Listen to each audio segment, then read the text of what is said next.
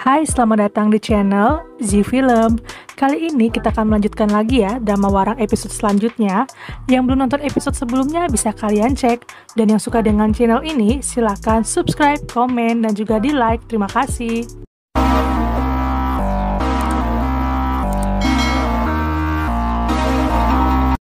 Setelah masuk dalam kamar, sudah ada pria cantik yang bernama Yewol.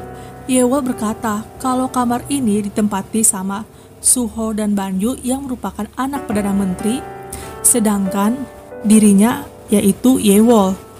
Munyong anak dari bangsawan campuran Tuan Anji, dan sedangkan Mekjong tidak tahu asalnya dari mana. Yewol pun merasa sangat menarik dengan teman sekamarnya. Pagi harinya di kamar Warang, Banyu dan Suho terlihat tidur bersama. Suho sadar dari tidurnya dan ia langsung berteriak karena menemukan Banyu yang tidur di sampingnya. Banyu pun kaget dan langsung terbangun. Mereka pun beradu debat lagi. Yewol pun memberitahu kalau mereka, Banyu dan Suho kemarin malam sangat mesra tidur bersama. Banyu yang tidak terima, ia mengambil pedang dan memberikan ke Suho juga. Mereka pun sepakat untuk berkelahi. Saat itulah ada sebuah dadu yang terlempar mengenai kepalanya Banyu serta Suho. Mekjong pun juga ikut terbangun karena mendengar berisiknya pertengkaran Banyu dan Suho. Sedangkan dari luar pasukan Warang lain menguping pertengkaran mereka. Kamar mereka menjadi bahan pembicaraan karena dua orang anak petinggi menteri kerajaan, darah campuran bangsawan, dan adanya orang asing yang entah dari mana berasalnya. Hansung pun merasa tertarik dengan isi kamar tersebut karena mereka semua orang-orang yang sangat istimewa. Banyu pun yang tidak terima, ia melawan Mekjong. Banyu tidak suka ada yang lancang terhadap dirinya. Munyong pun memberikan pukulan ke Banyu. Ia mengatakan kalau dirinya lah yang melempar dadu tersebut. Banyu yang sudah terbawa emosi, ia pun menghajar Munyong. Munyong tentu saja tidak tinggal diam atas perlakuan Banyu terhadapnya. Banyu mengatai diri Munyong yang orang setengah bangsawan, dan saat itulah Suho menendang pedang Banyu. Suho bilang untuk stop perkelahian. Banyu yang tidak mendengar, ia pun berantem lagi dengan Suho.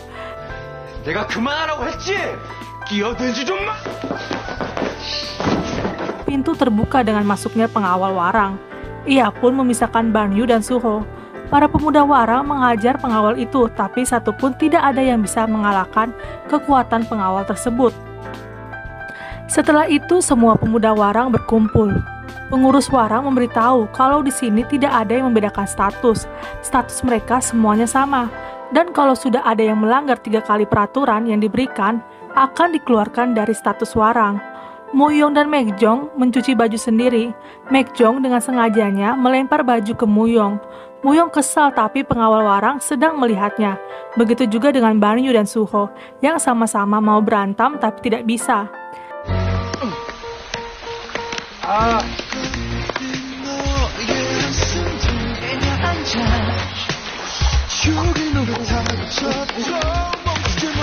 Di dalam peraturan Warang, semua pemuda Warang harus bangun pagi.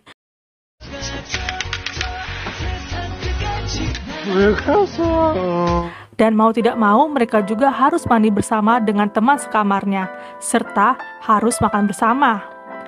Suho menghampiri Banyu, dan saat itulah Muyong datang untuk makan. Banyu langsung berbicara kepada Muyong. Ia bilang kalau Muyong berani sekali duduk bersamanya, karena Muyong adalah anak petani, bukanlah anak bangsawan murni. Dalam meja tersebut juga ada Mekjong, Suho, dan Yewol.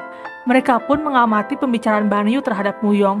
Hansung pun juga tidak suka mendengar pembicaraan Banyu yang mengatakan darah campuran ke Muyong, karena ia akan langsung teringat dengan kakak tirinya yang mempunyai darah campuran.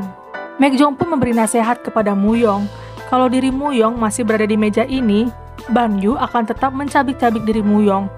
Muyong pun paham dan langsung meninggalkan meja tersebut. Setelah acara makan, para Warang masuk ke dalam ruangan.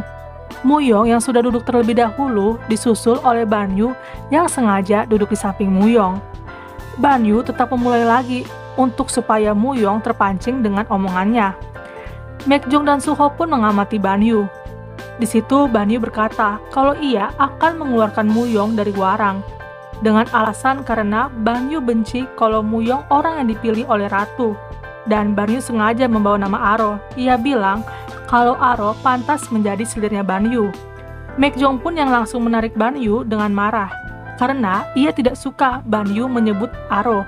Dan sekaligus di situ Muyong langsung meninju Banyu. Banyu pun bilang kalau Muyong yang memulainya. Suho pun yang kesal langsung memukul Banyu dan terjadilah perkelahian sesama warang. 너는 나랑 시작도 안 했어. 재수없습니다.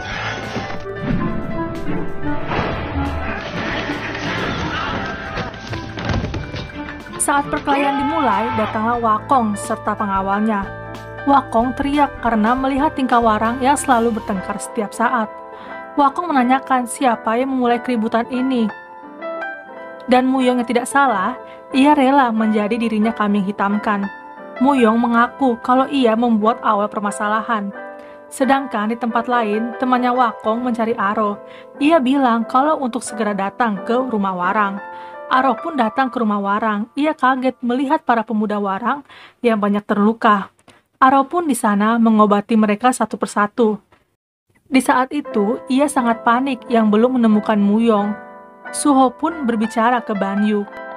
Kenapa bukan Banyu yang mengakuinya? Kalau Banyu lah yang memulai semua ini. Banyu di situ tidak terima. Ia bilang kalau yang kuat harus kuat dan yang lemah akan tetap menjadi lemah. Suho merasa heran dengan sifatnya Banyu. Ia pun menanyakan apa terjadi sesuatu terhadap Banyu. Banyu pun langsung mengingat kejadian yang dimana ayah kandungnya dipukul habis-habisan oleh ayah tirinya Banyu. Selanjutnya Maekjong menghampiri Aro. Ia tidak percaya kalau Aro benar-benar berada di rumah warang. Maekjong pun langsung menarik Aro untuk mengikutinya. Maekjong yang pura-pura sakit, ia meminta Aro untuk menemani dirinya. Aro pun langsung berdiri dan mengatai Maekjong sangat gila. Maekjong memohon hanya 15 menit saja. Mau tidak mau, Aro menemani Maekjong. Maekjong mengatakan ke Aro kalau Aro adalah obat untuknya bisa tidur. Dan setelah itu, Maekjong langsung tertidur. Ratu Jisoo datang ke kediaman rumah warang. Suho pun merasa terpana melihat Ratu Jisoo. Ratu Jisoo bertemu dengan Wakong. Ia mendengar kalau warang selalu membuat keributan. Wakong di situ malah menanyakan ke Ratu Jisoo, apakah Ratu Jisoo sangat tertarik dengan seorang yang Wakong bawa menjadi warang. Di situ Ratu Jisoo langsung berubah mimik mukanya. Wakong pun bilang kalau Maekjong alias Jidi adalah keponakan jauhnya. Ratu Jisoo hanya senyum meremehkan saja ke Wakong. Wakong menanyakan kembali ke Ratu Jisoo mengenai Muyong yang anaknya Tuan Anji. Kenapa di situ Ratu ingin Muyong menjadi warang? Ratu dengan bohongnya, ia bilang kalau Muyong adalah anaknya. Ratu Jisoo menemui Muyong. Ia memperingatkan Muyong kalau tidak bisa menjaga sikapnya, ayahnya atau adiknya akan terancam, bahkan akan dibunuh oleh Ratu. Sedangkan di tempat lain, Maekjong masih tertidur di pangkuan Aro. Aro pun membangunkan Maekjong, dan saat itulah Ratu Jisoo melihat kejadian Aro dengan Maekjong. Maekjong pun juga melihatnya kalau ibunya sudah melihat ia dengan Aro. Akhirnya Maekjong memberitahu Aro kalau kakaknya sedang dihukum. Aro pun langsung pergi untuk meninggalkan Maekjong. Aro yang sudah menemukan Muyong, ia mengobati luka-luka yang ada di wajahnya Muyong. Setelah itu, Muyong pun dilepaskan hukumannya oleh Wakong. Para warang sedang berkumpul untuk mempelajari sejarah kerajaan. Wakong di situ memberi tugas kepada mereka mengenai latar belakang sejarah.